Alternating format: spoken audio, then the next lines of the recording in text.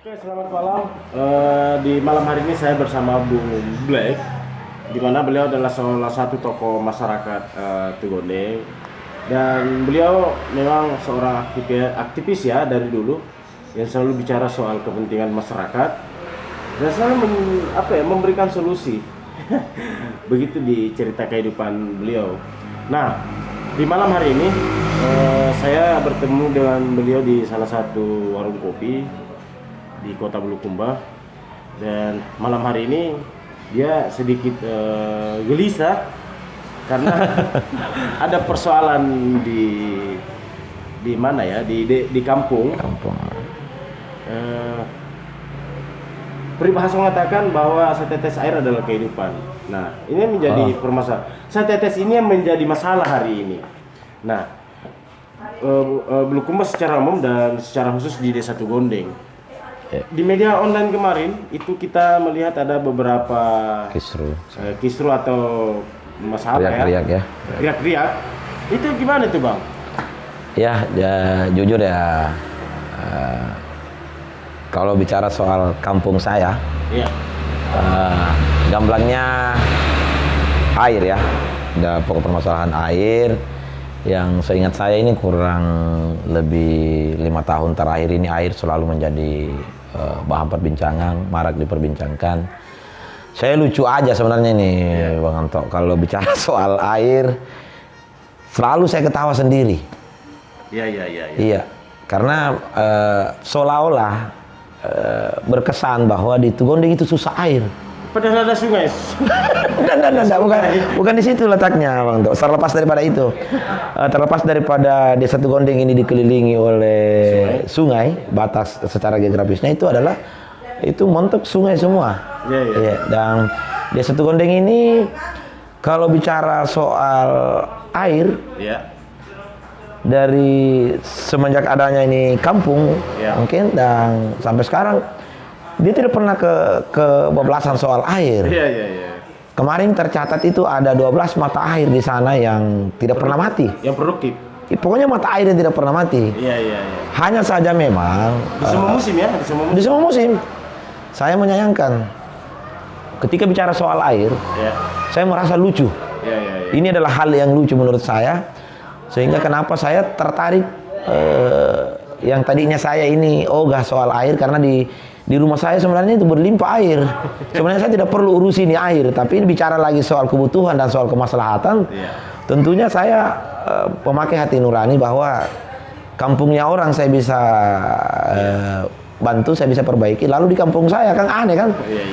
Jadi saya garis bawahi bahwa di Tugondeng itu tidak susah air. Hanya saja faktanya yang dirasakan oleh sebagian besar masyarakat di sana itu ada 2-3 dusun yang di klaster di situ memang di sana itu menjerit soal air bersih.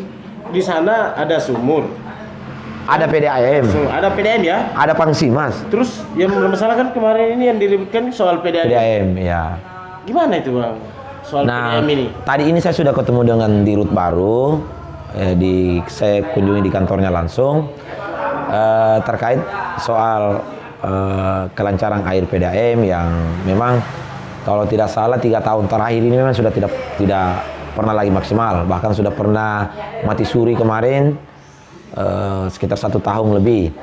Nah, titik masalahnya sebenarnya kalau PDAM yang pertama memang tumpang tindih di situ. Ketika ditanya ke PDAM kenapa tidak dijalankan airnya, nah PDAM menjawab bahwa tidak ada yang membayar. Maksudnya kurang yang membayar. Nah, ada yang membayar tapi tidak menutupi dengan kota pemakaian anggaran yang digunakan seperti listriknya apa dan lain-lain. Itu alasannya dari PDAM. Setelah kita tanya masyarakat, kenapa tidak membayar? Dia bilang air tidak jalan. Nah, kan lucu kan? Sehingga saya mengambil sebuah kesimpulan yang memang Tugondeng ini sebenarnya di tingkat kabupaten sendiri seperti di kalau bicara soal air ada namanya program Pangsimas yang notabene-nya memfasilitasi pengadaan air bersih dan sanitasi. Kemarin juga lucu, setelah saya baru tahu bahwa Tugondeng ternyata masuk zona merah. Kenapa zona merah? Karena di sana dianggap ada tapi tidak ada. Zona merah. Zona merah soal air bersih. Air bersih. Hah? Soal kepengurusan Pangsimas. Jadi dia masuk kategori zona merah. Kenapa yang dimaksud zona merah itu adalah tidak ada pengurus dan tidak ada program. Maksudnya tidak aktif program. Tidak aktif. Nah, setelah saya cek per cek, alhamdulillah kemarin di desa kita ada rembuk dan warga desa mempercayakan saya untuk menjadi ketua KPS PAM. Tentunya saya berperan penting dalam hal ini. Untuk lebih seriusnya, saya bertanggung jawab untuk mengurusi air ke depan. Nah, langkah awal yang kami lakukan kemarin kita sudah melakukan pemetaan. Ternyata Pangsimas ini lengkap ada mesinnya, ada baknya. Nah, yang tidak jalan ini adalah pengelolaannya. Nah, Pangsimas mau konek ke PDAM. Nah, itu ada klaster satu dusun, dia koneksikan, dia nempel. Jadi istilahnya setelah Pangsimas nempel ke PDAM, maka Pangsimas pada waktu itu memutus jaringan yang dari mesin yang diambil dari desa luar pada mata air, kemudian bak penampungan air itu yang mestinya dia bisa cover satu kampung karena ada 2 di sana. Itu program 2009 dengan 2013. Itu ada bak raksasa di sana yang ukurannya 4x4. Nah, itu bisa mengcover bisa sampai 1 dusun di situ. Nah, ternyata setelah dia connect, PDAM tidak bisa mengcover airnya. Padahal baknya sudah ini ya? Tidak ada connect ke bak. Oh, dia tidak connect ke bak? Iya, langsung ke warga-warga.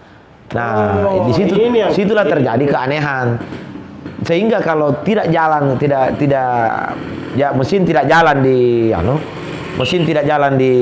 Ya kan tahu kan begini. Ini kan bicara soal kilometer, Bang. Iya. Mesin tidak jalan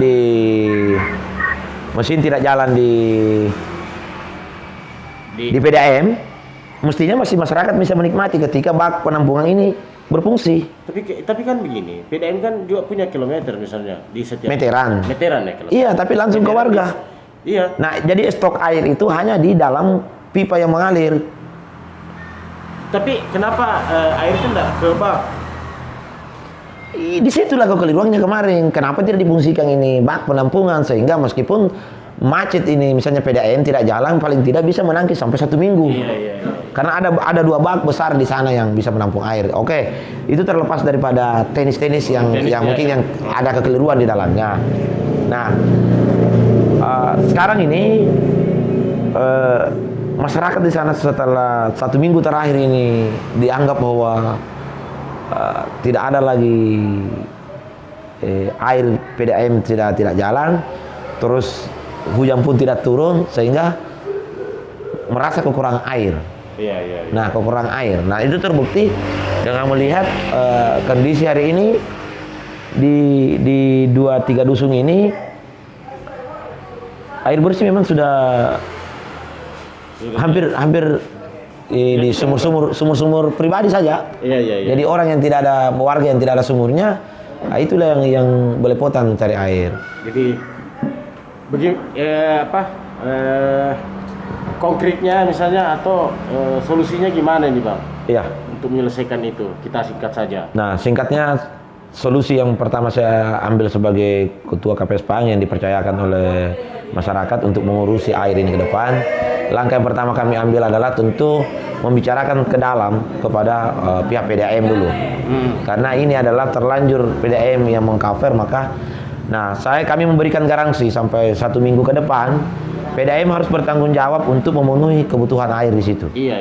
Terlepas daripada apa yang menjadi kekurangan itu akan dibicarakan bersama. Oh, iya. Nah, karena memang sebelumnya ini baik pengelola dari PDAM, baik pengelola dari Pangsimas itu tidak pernah dia konekkan ke pemerintah setempat.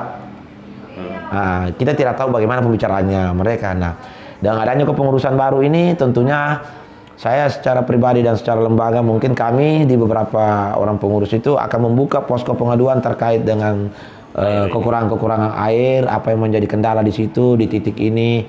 Nah, terlepas daripada itu, langkah konkret yang kami ambil adalah dalam 1-2 hari ini saya harus optimis bahwa di mana ada satu titik keresahan air yang tidak ada air di situ, betul-betul merasa tidak ada jalan lain, maka kami akan berupaya untuk mengangkut air ke situ supaya terpenuhi air minum itu. Itu komitmen kami. Dan yang kedua, setelah tim khusus dari PDAM turun, maka sebisa mungkin, sekilat mungkin harus bisa ada solusi tercepat untuk bisa memastikan bahwa akan kebutuhan air akan dipenuhi. Karena kalau tidak, kami akan berupaya, saya sampaikan ke PDAM tadi, maka ketika PDAM tidak bisa mengcover ini air, maka mau tidak mau kami akan membangun cara lain. Salah satunya adalah masyarakat harus berkomitmen di situ untuk berswadaya untuk bagaimana mendatangkan ini air, karena fasilitas sebenarnya ada. Iya. Jadi memanfaatkan fasilitas yang ada. Fasilitas yang ada, mesin ada. Yang paling inti adalah membangun komunikasi di dua sektor ini. Dua institusi, baik itu. Tapi tetap kita juga membangun komunikasi ke pihak perusahaan, karena ada di situ ada perusahaan air dari luar desa yang masuk ke situ yang bisa mengaliri sampai 3 dusun. Ya, artinya bagaimana lah kita mencari solusi agar masyarakat ini menikmati yang namanya kehidupan yang layak, apalagi soal air. Kuncinya Bang, saya menggaransi bahwa dalam waktu dekat ini, dalam waktu yang sesingkat-singkatnya, persoalan soal air harus ada titik terangnya. Iya, saya kira itu. Baik, pemirsa atau sahabat, penonton setia channel Tawapau. Jadi semoga di Bulukumba ini kita tidak lagi menemukan hal-hal yang seperti di Tugondeng, di mana masyarakat itu sangat resah soal bagaimana hari-harinya itu diresahkan karena tidak ada air. Jadi setetes air itu adalah kehidupan. Oke, baik, terima kasih Bang. Siap, ya. Sukses. Assalamualaikum warahmatullahi wabarakatuh. Waalaikumsalam.